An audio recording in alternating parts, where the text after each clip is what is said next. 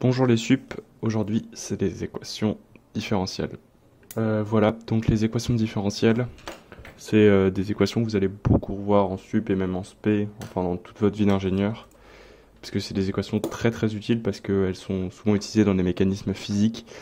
En maths finalement elles sont pas autant utilisées qu'en physique, c'est un type d'équation qu'on utilise, mais finalement c'est pas les plus utiles.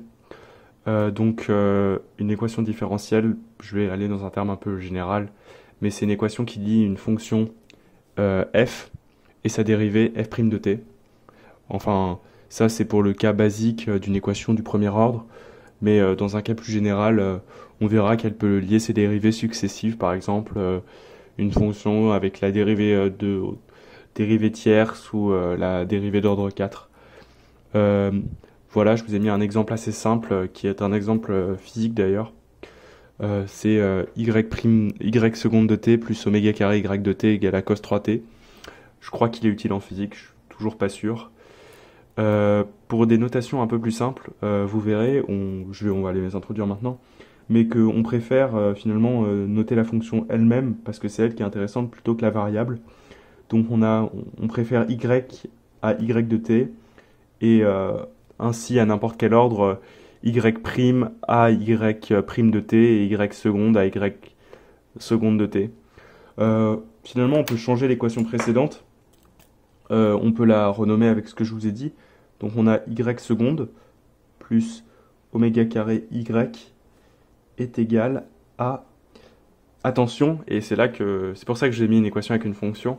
En revanche, pour la fonction qui n'est pas, comment ça s'appelle, l'inconnu, on va laisser cos 3t.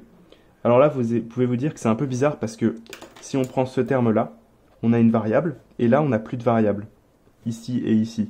Certes, on a quelque chose qui n'est pas homogène,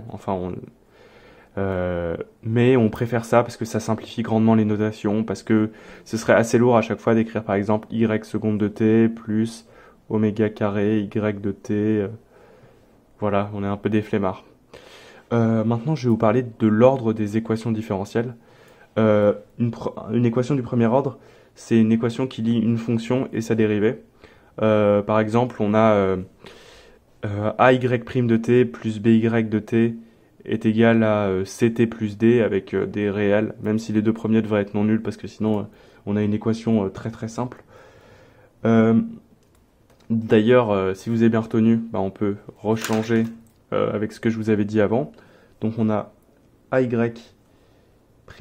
plus by est égal à ct, on garde la variable, plus d. Voilà. Ça, c'est la forme que vous verrez en maths. En physique, en général, on préfère laisser les variables. Alors, les coefficients non constants, en fait, au lieu d'avoir des réels ici ou des complexes, on aura une fonction. Donc là, par exemple, c'est a de t est égal à a de t y' de t plus b de t y de t est égal à c de t. On peut, encore une fois, comme la dernière fois, la changer. Sauf que ça, ce n'est pas une inconnue. Le a de t n'est pas une inconnue. Donc, on garde la variable. Ça donne a de t y' plus b de t y est égal à c de t. Voilà. Alors souvent, le t, c'est un réel ou un complexe. T appartient à R ou C.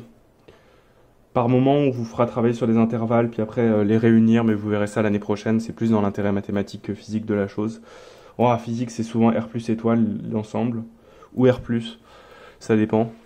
Alors, une fonction et le deuxième ordre, c'est ce que je vous ai mis là. C'est une fonction et ses dérivées première ou seconde. Alors, vous verrez que dans le cas d'un oscillateur harmonique en physique, c'est ce qu'on utilise. Un oscillateur harmonique, c'est une masse au bout d'un ressort. Mais je ne m'attarderai pas là-dessus. C'est du programme de sup et c'est le premier chapitre. Et vous allez voir, les professeurs le font beaucoup mieux que moi. Et vous allez voir que c'est lié par une équation harmonique du second ordre. Alors, je vous ai un peu dit ici, c'est cette équation-là. Alors, il n'y a pas la perturbation, ça vous verrez ça en fin d'année, ou plutôt au milieu de l'année. Vous allez voir, c'est des chapitres très sympas. Et une équation du second ordre, ça nous donne par exemple ici avec des réels. Alors, en mathématiques, on les verra pas avec des coefficients non constants pendant l'année. C'est ay seconde plus by plus cy est égal à dt plus e par exemple. C'est vraiment une équation toute basique. Parce que si je devais la résoudre, ça me prendrait pas beaucoup très très peu de temps, mais vous allez voir que à la fin de ces vidéos, ça vous prendra pas beaucoup de temps à vous non plus de les résoudre. Voilà, j'espère que cette première partie de vidéo vous aura plu, et je vais vous faire maintenant la suite sur les équations du premier ordre et comment les résoudre.